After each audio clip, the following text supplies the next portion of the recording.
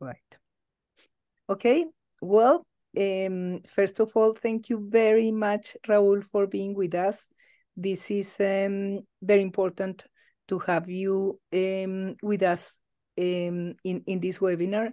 I think that we, all the people in this systems and cybernetics community, have been joined by a common purpose that has been to talk, to have a nice academic and serious debate about the Cybersyn project, given the relevance of the project for systems and cybernetics and operational research, and given the recent anniversary of the 50 years that you were in Chile, and given the profile that things like the podcast that Evgeny Morozov has been doing is given to the project. So very, very grateful that you accepted to be with us. And after what we heard from Evgeny in last webinar, and what we have all been seeing and listening in the podcast, it's really exciting to see your views and to have your perspective on this topic. So it's all yours. The format of this webinar is going to be more the normal format that we normally have. The question is, would you like to engage with questions during the presentation or by the end, Raul? How would you prefer? Well, I'm happy to engage in questions and answers at any time. Great. Okay. It's easy to say that, but let's see how it goes. Okay, great. So everybody is welcome to participate in the conversation.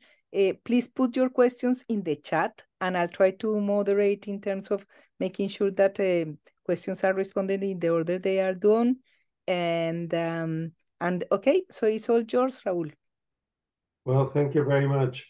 I just want to thank all the cyber systemic community, because as I can see, they are from all kinds of organizations, the Cybernetic Society of the UK, the Cybernetic Society of the United States, WASC, and I'm sure more people as well. One of the things that it was crossing my mind is that I am very fortunate. I'm very fortunate because 50 years ago, I got the beginning of this project, Cybersyn, and to have received the invitation to go to Chile to the 50th anniversary is absolutely fantastic. I really like the idea that I'm closing a loop. I'm closing a loop. And that loop starts from a young Raul 50 years back, and well, not so young Raul 50 years later. So that's really for me a fantastic opportunity to share, and in that sense is that I'm very genuine when I say to Angela I want to receive questions at any time, because I'm sure that I will have the chance to clarify things that I'm not clarifying as I move ahead. So please feel free to join. I think one of the aspects of this project was that it started with Stafford accepting, as you know, to be the driving force of this activity, this project, in 1971, and that for me was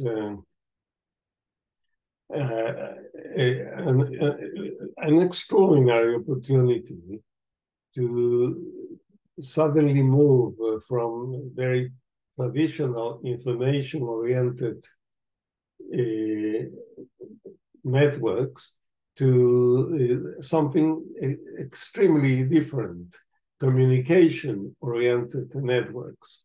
And that's really what I found the most attractive and interesting to happen to me in those days. I learned from being information-oriented to see that we had to pass information from one end to another to communications.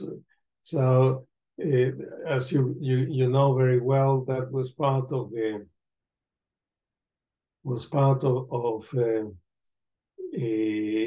the idea that Stafford brought to us, and I learned a lot from that with no hesitation and doubt. I also want to express that what I'm going to talk about is extremely oriented towards making not a drama, not at all. I'm not going to have, I can easily tell you that Eugene Somorov's drama is not my cup of tea. I enjoyed tremendously the podcasts that he discussed and offered us 2-3 days ago. But I want to tell you that in this case, I am not going to go into a drama. I'm not going to create some kind of history out of nothing, because clearly what Eugene was doing was offering us a very, very powerful description and discussion of stories, and anyone who wanted to learn about history, I think he would not have found much to look at or to go into. So, contrary to Eugene's approach, I will offer something of history. I will go to my recollection of the aspects of my work and my life in those days, and how this life has been evolving and changing over time. So that's very, very significant for me, because in a way, when you hear the podcasts, you will find that there are people there, and particularly one very significant person who was presented throughout, who didn't work at all in Cybersyn. So he was someone who basically gave him plenty of answers to questions about what apparently Cybersyn was all about, but it wasn't. I did mention this to Eugene, and we had something like 3 hours conversation about this, and I had to tell him that someone like Rodriguez was not really offering a view of what the project was, and his answer to that was that he was offering something that went beyond the Cybersyn project, and which started earlier than Cybersyn and continued afterwards. I think it's important for people who are joining us at this stage. It's important to realize that this was not a very precise historic account. It was more than anything else. It was more than anything else something that somehow was giving opinions of some of the political groups around, and that's what it was. I think I will try to be far more focused on the history of this, and to see what we can extract from there. One thing that you are all aware of is that Cybersyn started with invitation of Fernando Flores to Stafford, and this invitation was readily accepted and led to the creation and generation of four projects. These four projects, which we know we have heard quite a lot about, these four projects were Cyberstride, Cybernet, Future, and Operations Room. So we had four projects, and with Cyberstride, I had a very significant initial connection with that when in 1972 I was invited, or I organized a visit to London from Santiago to discuss the development of Cyberstride. And that development of Cyberstride in February 1972 was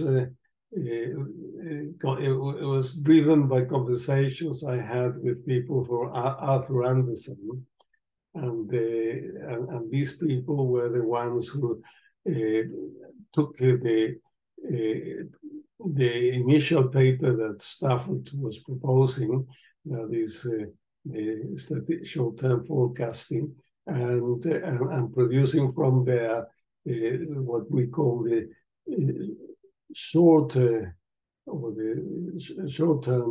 Cyberstride and the longer-term Cyberstride. And the idea was to have, as soon as possible, the possibility to discuss how to measure performance indices, and as the idea was to have these performance indices in all the different companies of the country, and which were part of the nationalized sector, and from there trying to build up the development of the communication system that I started with. What is perhaps interesting is that these performance indices were very, very significant and important for Stafford and for us. You can see here in front of you this diagram.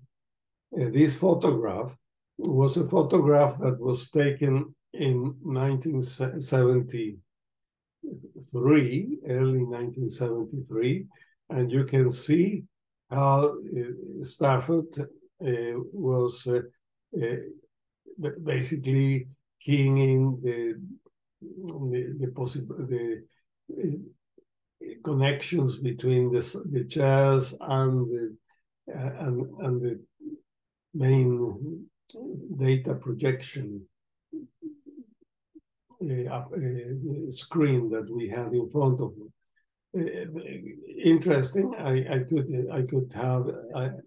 have many of these photographs showing Stafford presenting and choosing the information from the data feed, and this data feed was the one that eventually was driven by the people designing the information supporting the room. And these people supporting the information were from INTEC. So they were not from Corfu, where I was, but from the Institute for Technological Development of Corfu, where we had people like Guy Vonsier, Pepa Fonser, and several more, about 10, 15 of those. And they were generating with data supporting from the back the screens that you are seeing there.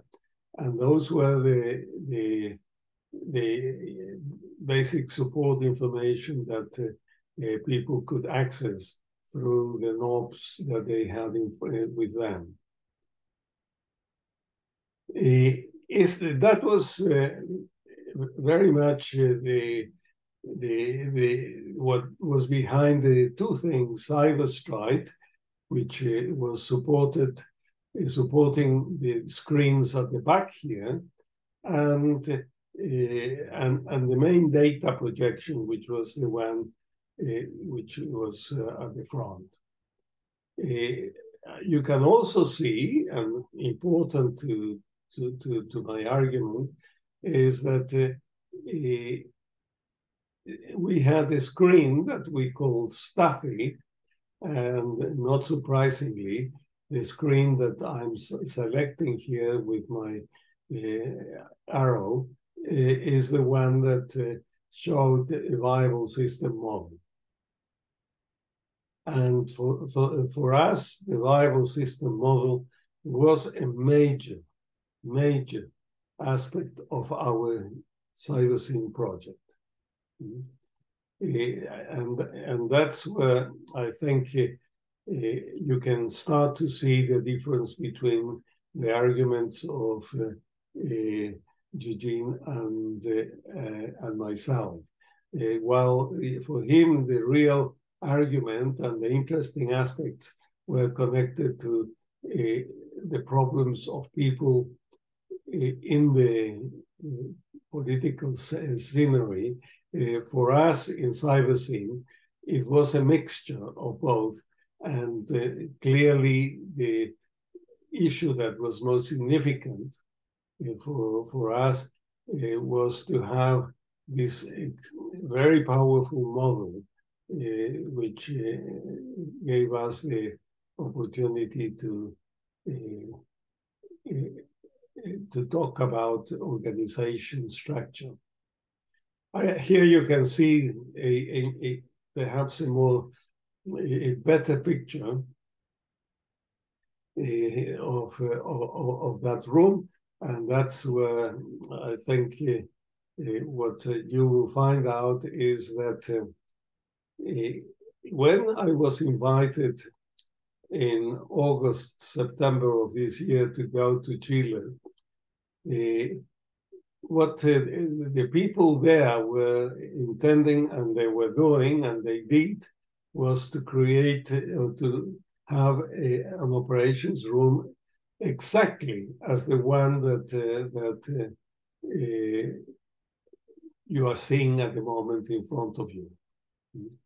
As you know, the operations room in its origin was designed by Guy Vonsier from INTEC, but perhaps the more global design was by Stafford and by all of us. And the second aspect, which was very significant at that point, was that the development of the operations room that you are seeing there in the 2023 version, the 50th anniversary, is a full version with the current technology. So rather than having the slides at the back of the screens and projecting them through some form of projection, in today, what you have is that MIT and the Catholic University of Chile, both of them decided to come together, together with the Goethe Institute from Germany, to produce a room that today is available in Santiago in the Presidential Palace. And that is perhaps one of the very, very powerful descriptions of what we have at the moment. So that is what happened then, and as you know, underneath all these information projections and all of that, we had a network of telexes, and this network of telexes were crossing all the country from the south to the north and projecting information in possibly as close to real time as available. And the operations room was somehow planned to be intended to be something that would help enterprises with information in real time, as close to real time as I already said. But most likely was that it was going to be in some form of delay, and that's what we experienced at that time. And the network that was built up somehow generated the development of a new concept of information system for the industrial economy. So while what we had at the beginning when we invited Stafford to come to Chile was a very traditional and old-fashioned information system. As we moved ahead with these chairs and with all the information that we were projecting through the screens, what we were doing is creating the opportunity to somehow support something that had far more networking capabilities. So there were networking capabilities and the chances to increase our understanding or increase the workers' understanding of what was available. One thing that was interesting is that to move from these kind of very, very flashy room to somehow something that to support the the information requirements of managers and workers, that took quite a significant, as has been commented widely, a significant change. At one point, it was necessary to move from the kind of information system that I am showing there to something that implied far more of people's participation and contribution with information flows. And that change happened, as many of us know, in October of 1972, when it was a strike that was called by the CIA and the ITT and all of that, led to a situation where the supplies for the industries were far more difficult than usual. And that was what we called in those days the October strikes. And these October strikes led to somehow have this as a very significant and beautiful picture, but not a very realistic one, in the sense that we had basically two operations rooms in those days. We had this one, which was the one that was produced in middle of 1972, to the one that we had been developing over time in the offices and the buildings of Corfu. In Corfu itself, what happened was that we had tens of telexes, and these telexes were connected with enterprises all over the country, and they were supporting the people at different levels, so that eventually what appeared to be a lack of supplies in a very wide fashion was changed to something that helped people to connect and support their communications. And it was, as a matter of fact, in a matter of 3 weeks or so, it was possible to defeat the strike and give the opportunity for the Allende's government to have one extra period of support to industry. And that is what I would call in my view, it was the real beginning, but at the same time, the end of the possibilities to use networks, to use indices, to use information in real time, and to give the different people in ministries, in companies, and in the places where they were operating, the chance to support each other and to have better support to their supplies. So that change from the flashing room that you're seeing here to the one that I am describing, which really was tens of telex machines that were distributed in Corfu itself and were also available to some degree in the presidential palace and the ministries.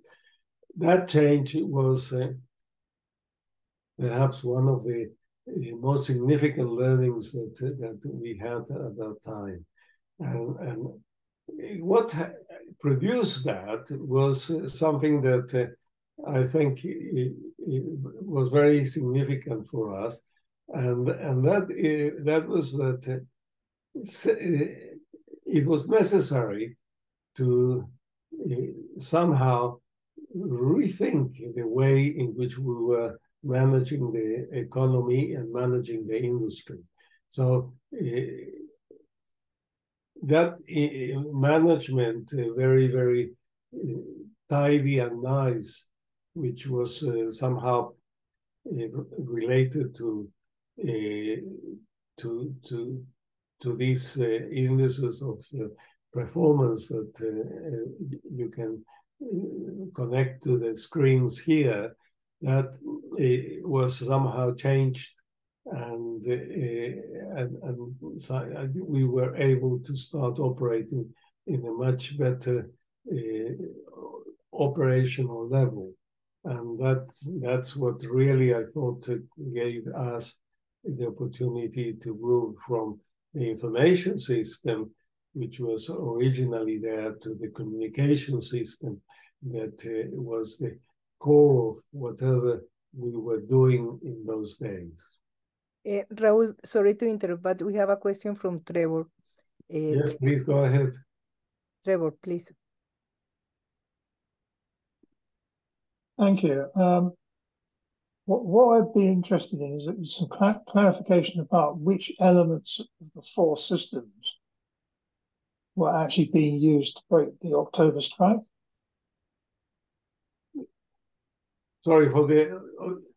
Which elements of the four systems that were being worked on? Well,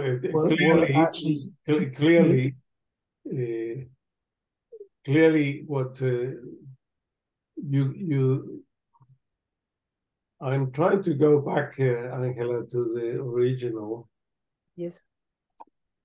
To the back. I'll answer, Trevor, to your question there. But clearly, the most significant part that was supporting the October strike was the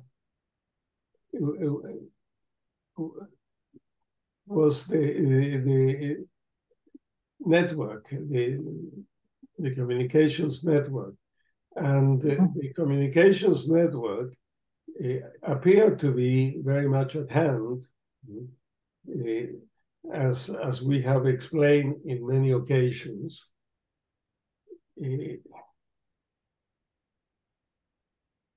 As we have explained in many occasions, the network was distributed as far as possible. And the fact that information could be passed from one company or one industry to the next was related to the pressures that were required at that time because of the problems with the strikes. However, the real use of indices of performance, which perhaps is one aspect that you're thinking about, that wasn't really the most used aspect. We had quite a few companies connected through quantified flowcharts and indices through ECOM, and ECOM was the computer enterprise of the country. But the real value of that was much more limited to the fact that relevant information was being passed from one level to another. Okay. Does it help? Yeah, that answers the question. Thank you. Right. But I would like to continue with this question in the sense, Raul, that I have the impression that the project has already created not only the technological communication, but the culture of communicating and talking to each other and collaborating that may not have existed before. And thanks to the existence of this both human and technological network, the response that was produced during the strikes was different than it would have been without the project. Is it true? Does it make sense? I really think that it was an unexpected value that happened then. The unexpected value was that quite a good deal of the information that people needed was not really in the form of indices of performance, but in terms of what they were requiring to supplies, to responding to the needs that they were experiencing. So in that sense, you're right. Okay, thank you. Thank you. Right. So I have spent some time trying to,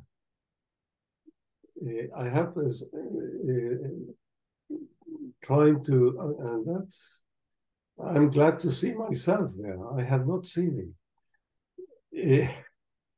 I have been somehow making as clear as possible that the information that was being shared and transmitted through the earlier parts of the project were somehow connected to the indices of performance.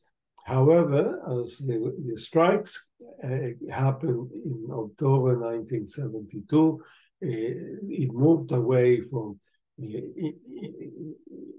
information, neat information, to forms of which were more precisely connected to the requirements in real time of people, of whatever they needed.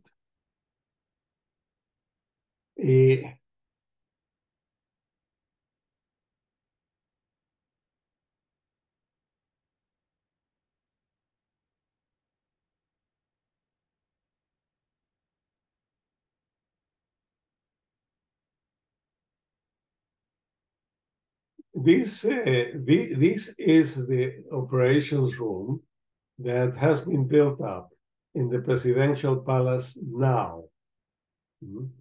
So rather than showing you a picture of the past, what here you have in front of you is as you move into the this underground of the presidential palace, you will find that this is available, and everyone can go in and look at whatever is in there. It's interesting to see that this room, as has been designed by, as I already mentioned, MIT and the Catholic University with the support of the Goethe Institute. This room has the most advanced technology and has helped the people to go, and at the moment we have hundreds of children, hundreds of young people attending and going there and looking at the way in which we were attempting to do things in 50 years back. It's quite extraordinary to see that as people go in there, they start to see the possibilities of sharing information and the possibilities of making decisions in the ways that the 7 ± 2 number of possible contributors to a debate or a discussion were supporting, were making possible. These youngsters are recognizing that that is something that they can do and they can operate. And I understand from the information I get from there is that this is what is happening. And tens or possibly hundreds of youngsters and people who are visiting this room and sitting on the chairs and trying to find ways to connect to the different supplies of data. The title, which I wanted to highlight here, the title is How to Design a Revolution. That is the title that has been given by the Catholic University to this room, together with the Chilean way to design. It's quite interesting to see that this room is not alone. This room at the back here has about 300 designs, which are part of the strength of what I suggest the work that we did in those days is offering today as a possibility to make sense of the world in which we are in. And that is at the back of these, what you find is designs by the group from Intec, led by Guy Siep, and there you can find designs that go from cars to different types of spoons and different types of visual displays, and I thought the combination of these two things, the combination of the operations room and the designs that were somehow supported by the design group were incredibly powerful, and they offered something that it took us, at least it took me, to a level that I had not expected to visualize in this exhibition. So there you are. You have the real value that people have seen in the Catholic University is how to design a revolution. And that is the value that these things, together with all the internal designs that happen, and I mentioned 350 of these internal designs, create a very, very powerful picture of what is going on. You can see that the youngsters are there, and these are the data you can bring in from the chairs. And I must thank this person. What is part of the history of these things? What happened in those days was that we had a very significant team of people trying to design information systems, trying to help the managers and workers. And there were three people who, in those days, I'm talking about 1971, 1973, there were three people from a consulting company who came to give us support in the designs that we were attempting to do. Perhaps the most significant one in those days was a person we call Umberto Gavella. Umberto Gavella was significantly powerful in our design. And he had two colleagues who were Lautaro Cárcamo and, and the father of this guy here. They were supporting our developments, and making possible the work that I have been describing and the development. So I just wanted to show you that things have evolved and changed.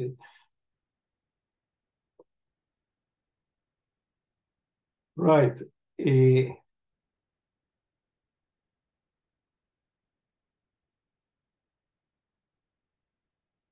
Right. I think I would like to stop here to give the opportunity for people to ask questions, and I have other topics that I would like to bring in as required. Thank you, Raul. That's very nice. I think that there is a lot of questions, so let's start the conversation. If you want, you can stop your share screen, and then we can be all see each other. So we have Brian. Brian, you have to unmute yourself. Unmute. Could you ask Raul whether, Yes, we're in regard to applying this to climate change, Chile could be a prototype if Cybersyn was rolled out with the intention of advancing Chile's transition to net zero? I think Brian, your question is incredibly relevant. And I think one point that you are raising there is something that is very characteristic of the cybernetic approach that we have been using. And that is, in cybernetics, as you know, we are not only trying to improve the information flows of the companies, but we are trying to respond better to the changes and the problems that are raised by the environment. So climate change is one of those things that are requiring to have a far more response from the different government institutions. And one of the characteristics of the design that we generated them was what we have called the recursive structure. In a recursive structure, what happens is that the general aspects of climate change that you are pointing at generate at different levels, aspects of climate change characteristic to smaller environments. And that is something that the designs that we were building up in those days, and that could have, had they developed further, they would have generated the possibilities to respond to climate change at multiple levels, not only at one general level, but could have been what you are, in my eyes, what you are raising is the need to have organizational cybernetics distributed throughout the government, throughout society, and as a result of that, have the opportunity to respond locally at multiple levels to these changes, climate changes. So is that something that responds to your question, Ryan? Yes, Raul, but I'm bringing it forward to today and wondering if we could try to make the thing, incarnation again, reincarnation of Cybersyn, a current project for Chile itself to put out to the whole planet, not set within Chile, but as a demonstration, as an incentive to get Chile. You know what I'm trying to say? Well, interestingly enough, Brian, earlier this morning, there was a presentation. My colleague and the person who was joining me during the last few days in Chile is the rector of the University of Ibagué in Colombia, and he was making this presentation to a community of people. And one thing that came out of that discussion was precisely what you're saying. What is it possible to generate similar things at the regional level, at the local level, and possibly trying to get something at a wider level? So this approach that was offered by Stafford Beer and his viable system model is an approach that can go beyond the boundaries of Chile, can go beyond the boundaries of any country in particular, and can be a particularly powerful way to handle aspects of climate change quite widely. So you're very, very far-reaching, and I would love to see that what you are thinking is something that is going to help us. Thank you, Brian. Kate has another question. Kate. I wanted to comment on my light. I didn't do that the other day.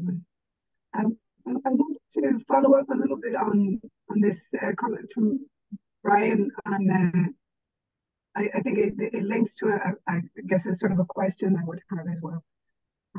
So there are people in the Chilean government at the moment who are in ecological economics, and that have been trying since they took over the government about 2 years ago, and they started looking for advice from my community of ecological economics. I've been mentioning to them and trying to talk to them about Stafford Beer, and I think that there's a good understanding of that work.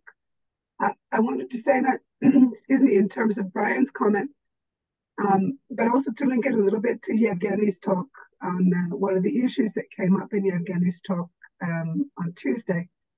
And that is that, yeah, I think there's absolutely a fantastic basis for this being applied in Chile at the moment, if the government holds, which is not guaranteed. But I think that there's a bigger issue as well, which is about trying to do it on a global scale, trying to do it on a regional scale, trying to do it on a federated scale. And then, so from a political science point of view, and thinking about questions of politics and power, it becomes very important to have this type of activity compartmentalized. And I guess what I want to say by that is that you have a regional economy, a national economy.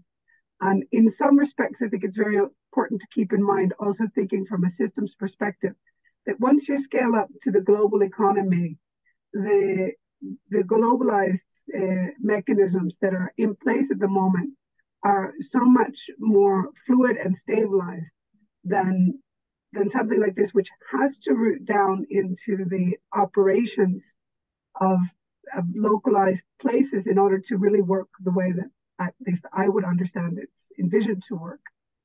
And so I wanted to make these two comments together. The one that I think, yes, Chile, there's a great opportunity for this and it should definitely be explored. But the other thing is to be careful not to scale up too much, because every time that this might get scaled up or moved out, then there's a whole another level and exponential explosion of complexity that needs to be amortiguado. I'm sorry, I don't know. Catherine, thank you very much for your comment there. I just want to mention that we need to balance what we could call independence and autonomy. So we want to have effective independent organizations together with autonomous organizations, so that the autonomy is not left out of the necessary balancing that is required by the two, by simply going from the general to the local.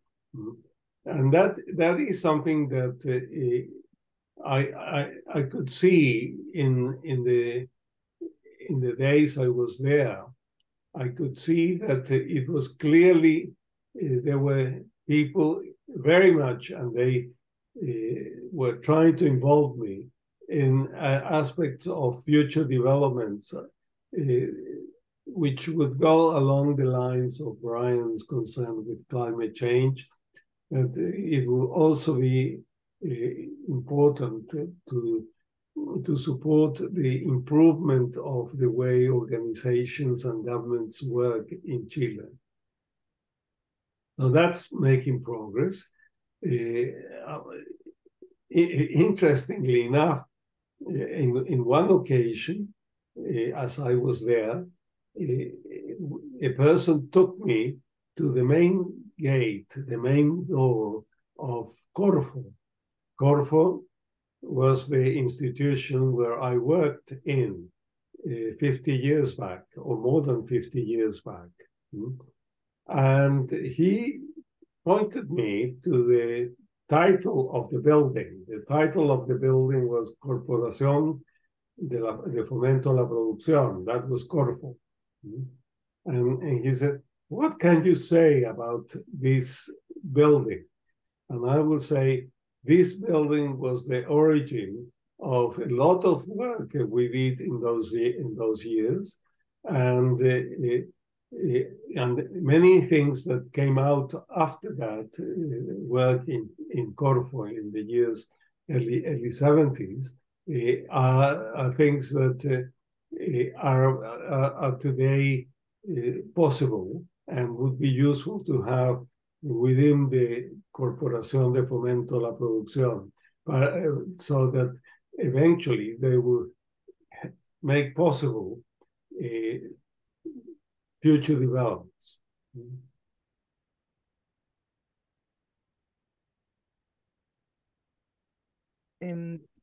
Thank you, Catherine. Raul, I would like to ask you a question. One of the comments that Evgeny does in his podcast was that the Cybersyn project didn't really contribute to operational research, or didn't have any real impact in the development of this field of scientific field. What will be your response to that? Let me understand the question.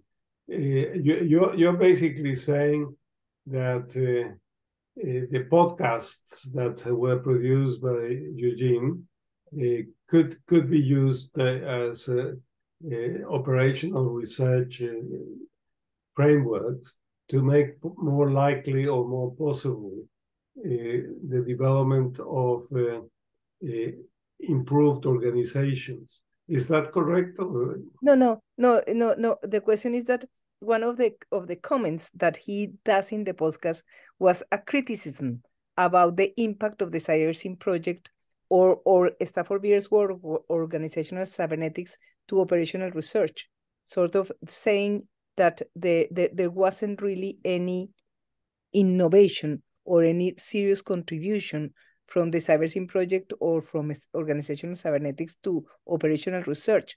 What will be your position about that? Oh, well, you would imagine I don't agree with that. That's why I'm asking. I don't agree. I wanted you to say that. I really think what is quite interesting is that the developments and the contributions of Cybersyn in the future and towards the future are far more significant than the ones that appear to be in the work that Eugene actually managed to uncover.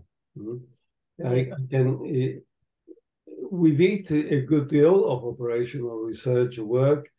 By the way, let me just explain the indices of performance and the flow charts, the quantified flow charts, were very sophisticated work in operational research. And they actually helped companies to improve their organization. So in that sense, there was a contribution. But really, the most significant part from my perspective to the future of the work we did there is related to improvements in the management of complexity. And these improvements in the management of complexity are the ones that are offering opportunities to increase, in a way, the value and relevance of operational research today. So, but I would say clearly making distinctions between operational research and Cybersyn in the way that the question suggests is something I would like to simply go beyond that. Thank you, Raul. We have now Igor and then Elena. Igor? Hello, everybody. Hello, Raul. Hello. Thank you for the comment. I must agree with that, with the impact. And frankly, you can see a lot of impact in the design of current systems for governance, invoking formally structured KPI systems. But the striking thing was when you mentioned the second use of the communication system, which is agent-based. So you have people who can use the communication system to react and to communicate. And can you maybe comment on the two of them, the formal KPIs and the as you stated, so important personal communication system? What do you think? Which one is more important? Well, I don't complement? think one is more important than the other. I'm quite aware that in all communications is the two-way interactions that are the most important one. And the real interesting issue there is being conscious about it, is how aware you are of the communications you are involved in. And so the consciousness is clear, and whether you are clear about the intentions you have with that. And these ways of improving quality of communications is something that I certainly feel very strongly is now improving, particularly with something I know you are very aware of, which is artificial intelligence. Okay. Thank you very much. Elena. Thank you, Raul, for this presentation. Acknowledging that the recursive structure of the viable system model was not able to be fully implemented in Chile, could you speak a bit more about the potential of recursion to help sort out and scale down and up what measures we need to be able to govern ourselves much more expeditiously? Elena, as you know very well, the idea of recursion is something that is strongly related to self-regulation, self-organization, and strongly connected to the capacity of the different parts of the system to respond by itself to the changes in the world, in the environment in which we are experiencing significant modifications. So recursion, it was somehow limited in our understanding at that time, mainly, I would say, because the problem was in enterprises in connection to other enterprises. And let me explain a little bit more that. What happened was that we wanted to have a structure that in those days possibly we didn't call recursive, that it was a structure which started with Corfo as the national industrial system, and within Corfo we had branches, and within these branches, which were branches like forestry or electronics or textiles and so on, within this we had sectors, and for each of these branches, we had 4 branches in general, we had about 15 sectors, and within the sectors we had companies, and within the companies, you know well, we have the different plans and the different opportunities to develop with autonomy whatever policies were desirable and required. Now, that is something that I can easily say at this point in time. In those days, it wasn't that easy to generate, particularly because the workers were not immediately willing to join us in autonomous activities, which would have allowed them to be far more open and successful in their own activities, for many reasons, including everything I have said about the October strike. So it's something that I think perhaps you would like to explain a little bit more, Elena. What would you have expected to happen? Well, I think I would not have expected the situation in Chile to have done much more than it did, given the time frame. But with respect to involving the workers, I've had some association with people in the socio-technical systems movement, and it takes a while before the culture and the trust among workers and management is able to actually begin to address those issues.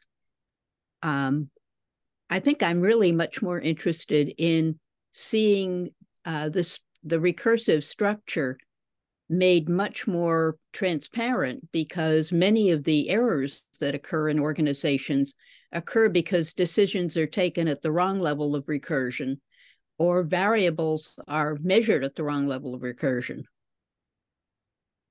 I couldn't agree more with you, Elena. I wrote recently a paper about that issue, where I call chaotic recursive structures.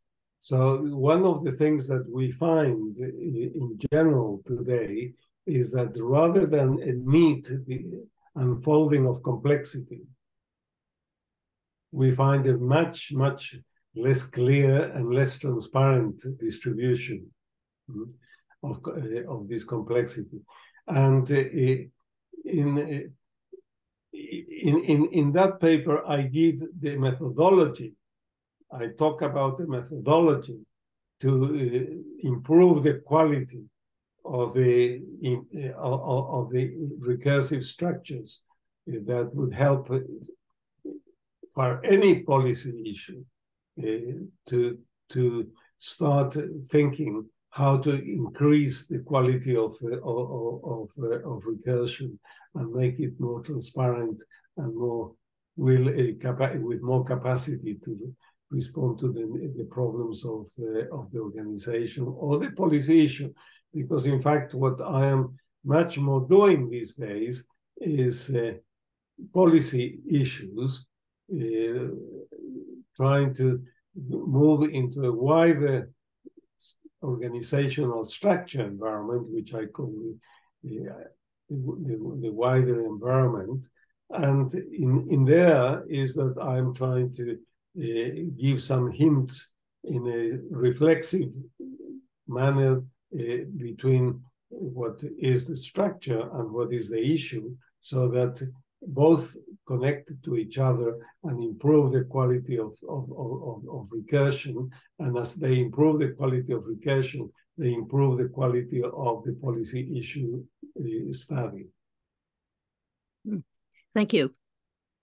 Continuing with Alena's question, Raul, I think that one of the criticisms that we have seen about the Cybersyn project many times was that it was seen just like a top-down approach to have more control over the factories through technology. Yeah, it's like the popular vision that many people have, including Evgeny.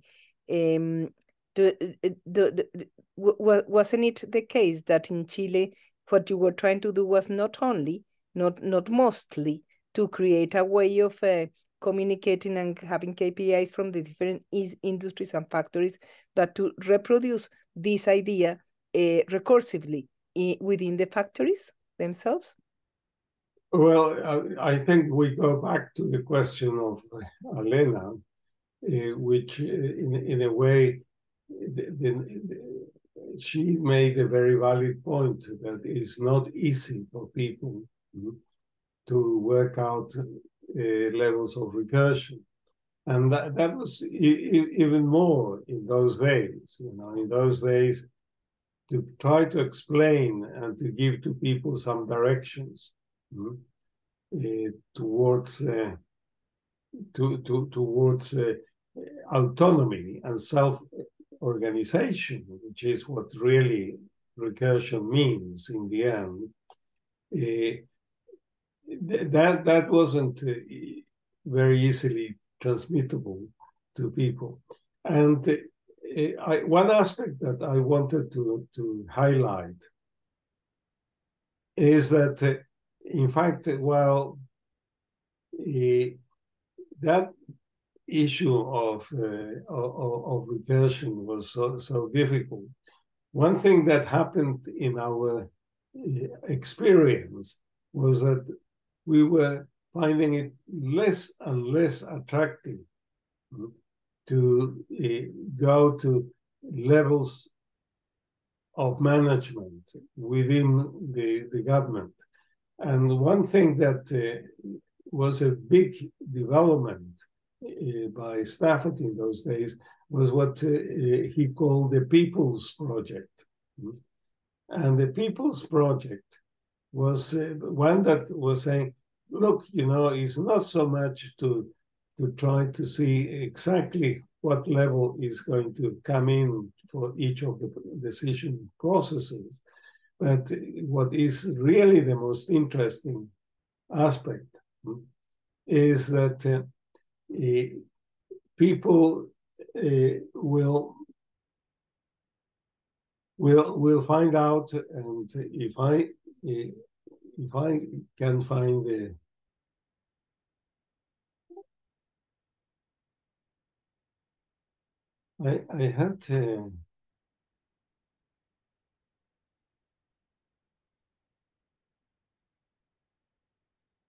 I had a diagram with that, which is a very valuable diagram, where you have people making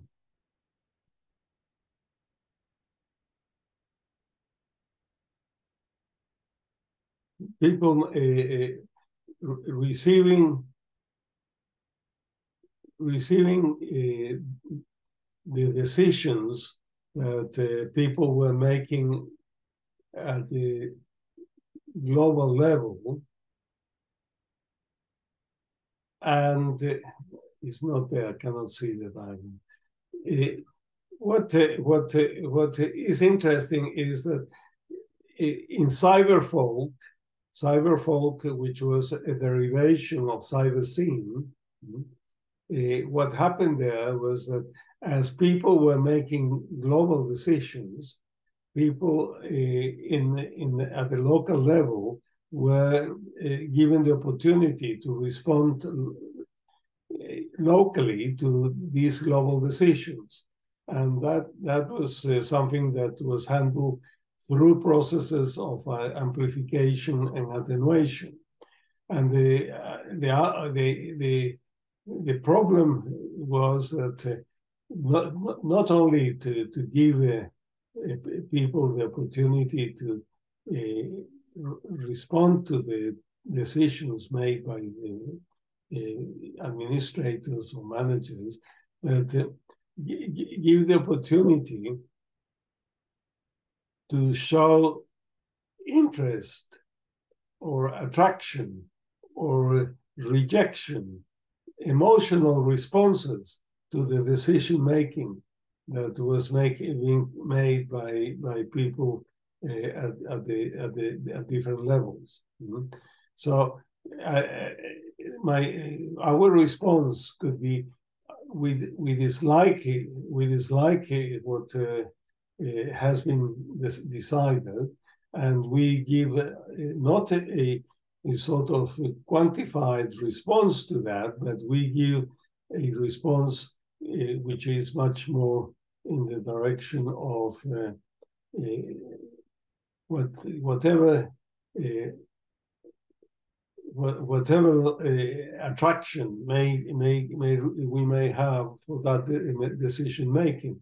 So you can see that the idea was moving away from the more quantified types of policy making and decision making to the more emotional type of responses. And these emotional type of responses were the ones that were giving the opportunity for people to express what I think Stafford used the word eudaimonia, pain or pleasure. And that is something that we all find very much these days. We find very, very much that beyond the idea of very precise measures of performance, we are responding to qualitative aspects that we find it attractive or non-attractive, and therefore more likely to generate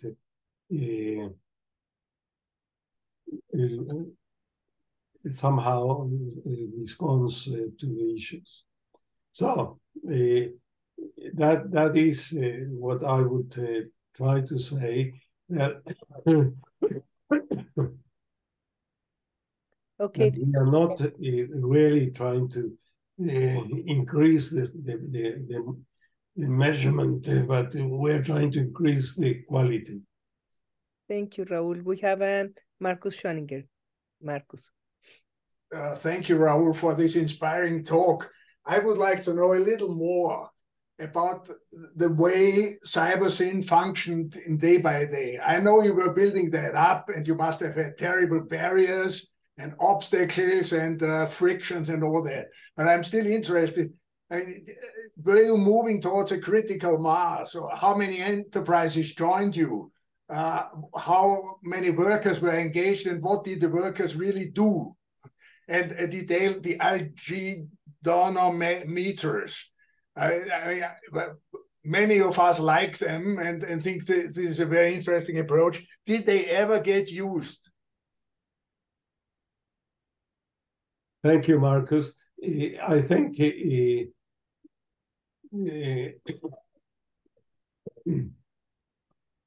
we had quite a few companies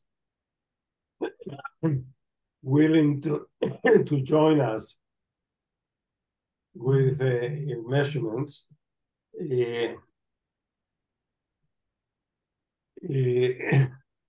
And in general, the real issue was the speed at which changes were happening. And as a result of that, people didn't have the opportunity to express in very precise terms their agreements with the different types of decisions or the different applications of Cybersyn. Cybersyn was more or less applied in an ad hoc basis, and rather than very, very structured, very precise manners. So that was where you found. Let me give you details in the end in Cybersyn. The major projects within Cybersyn were Cyberstride and the quantified flowcharts were together with the cyber network. We had about 80 people in the process of designing indices. And these were people who, most of them, were operating within companies. And therefore, it wasn't particularly coming from the outside. It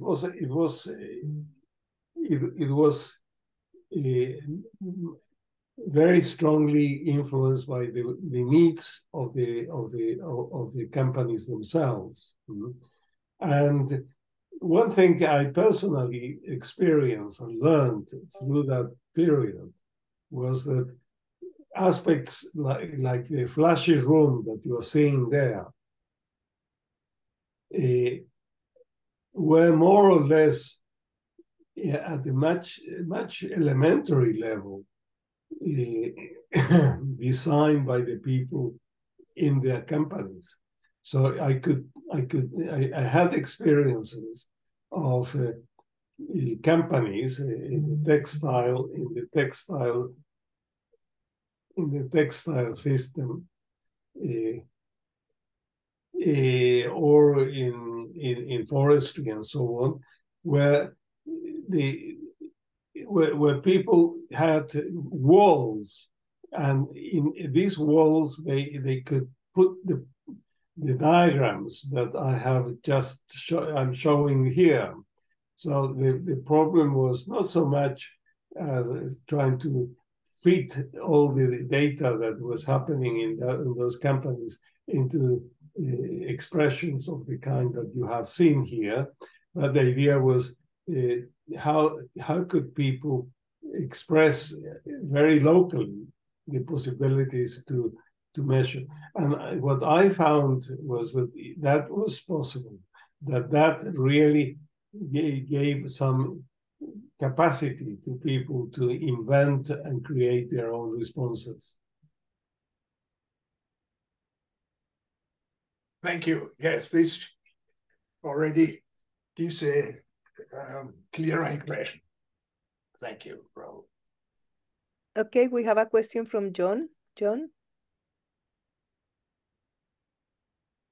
Yeah, thanks, Raul. That's inspiring as always. The question I have is relevant to Cybersyn, but also to Stafford's work in general. That I'm sure a lot of us find the same problems with the predominant cultures in the way people think about organization. That first of all, people think that authority and obeying orders is the only way to do things, which of course is completely at loggerheads with Stafford's ideas of autonomy and cohesion. And also the thing that the neoliberal competitive market approach is also the best way to run an economy, which again, if you're looking at levels of recursion and higher levels, then you're looking at companies collaborating rather than competing. And it seems to me that Stafford's work, and particularly in the way it was applied in Cybersyn, is quite fundamentally revolutionary. And he's looking for a very different way of people working together and who tells who what to do and where decisions are made. And the whole culture makes that very difficult to implement. I think, John, you are pointing at changes that are happening at this very moment in many different directions. So the ideas of autonomy and cohesion were very neatly expressed by Stafford in his viable system model. But the ideas of the viable system model can be developed and used in a much more flexible approach towards citizenship and towards the chances to distinguish and describe and create ways to respond to situations that and to build up situations, because that's what really matters at the end of the day. What I think is happening today, and is a very valuable thing in my eyes, is that we are learning to operate as networks. We are learning to operate as groups. We are learning to have much more connective connections. And that is what really, in my eyes, offers the opportunities to increase those ideas that originally had Stafford in his viable system model. Okay, thank you. Well, thank you very much. I think that we are now just in time to finish, unless anyone else have a final question, but it seems to be that we are. Yeah, well, I think I would like to say something. Oh, yes, please go ahead, yes. You know, since I have received questions from the... One thing that happened in this time I was there, I have made a good deal of what I have given some attention to the generation of the operations room.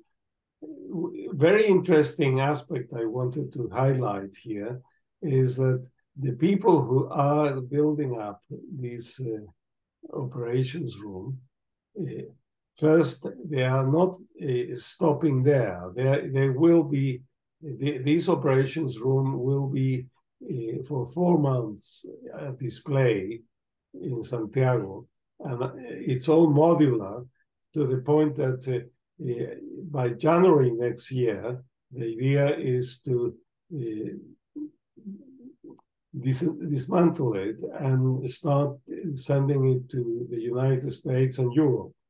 So we will have the opportunity to look at this and the possibilities that it opens beyond the boundaries of the room as it is today. The other thing that I found particularly valuable is that one of the big developments that happened in those days, and that today is something that is called the Solidarity Museum. So connected to the Cybersyn itself, there is this idea of the Solidarity Museum, and the Solidarity Museum was developed by Mario Pedrosa, a Brazilian, and and in addition to that, being an uncle of Carlos Sena. And what is very valuable here, you have, he wrote to about 700 painters throughout the world, asking them paintings of their own, so that they could be displayed in Santiago. At the time of the coup, there were about 700 paintings had been received. And naturally, most of them were, well, not most of them, but a good deal of them were not properly displayed. And the one that you see in front of you is one which I found particularly attractive and valuable, which is Mirò's painting. And that shows how art and performance came together. This is another of the paintings that today is in the Museum of Solidarity, where you can see that the people, the workers, were all connected through the ways in which painters, significant painters, were describing and seeing them. And this also goes to a point that I think is worth making, is that organization, art, performance, and politics are somehow very much strongly connected. That's very, very, very nice, Raul, and really a very nice way to question ourselves and to continue developing these ideas, because as Stafford himself demonstrated, organizational cybernetics is not just about technology or robots or KPIs or not even the operation room, but it's also about how organizations can influence in a positive way politics. How can organizations help people to get more connected, as you said, to develop more stronger networks, to be able to create collectively things that wouldn't be possible without having this understanding and this intention. So thank you very much, Raul. Really interesting and inspiring. We will put this in the YouTube of the Metaforum. We will send to our partner organizations the link so that they can share it also with the other members. And hopefully we will also develop ways of continuing this conversation. There will be an email explaining possible ways to continue relating about the discussions that we have started through these webinars. So thank you very much to all of you to be here, to Raul, and hopefully see you in the final webinar that will be Cybersyn webinar that will be in December. And well, not the final one, but because I think that this topic is extremely relevant, and we could continue the collaboration and the communications within the societies up to next year, the next following year. Well, thank you very much, Angela, for organizing this, and John and Elena. I think it's all very valuable to give some kind of dissemination to these ideas. So thank you very much. And thank you to Paul Pangaro, the American Society of Cybernetics, Igor Perko, Marcus Schwaninger, and yourself, and Jose Perez Rios from the World Organization of Systems and Cybernetics, Jonathan Randall and Peter Kavalek from the British Cybernetic Society. This has given us a really, really nice excuse to start working together. And I really think that we should continue doing that, because all together we can do much better. And I am convinced that we have lots of things to say and lots of things to learn together. So thank you. Thank you to all of you for being with us. Thank you. Okay. Thank you. Thank you. Bye. Thank you, Angela and John, to organizing that. Thank you.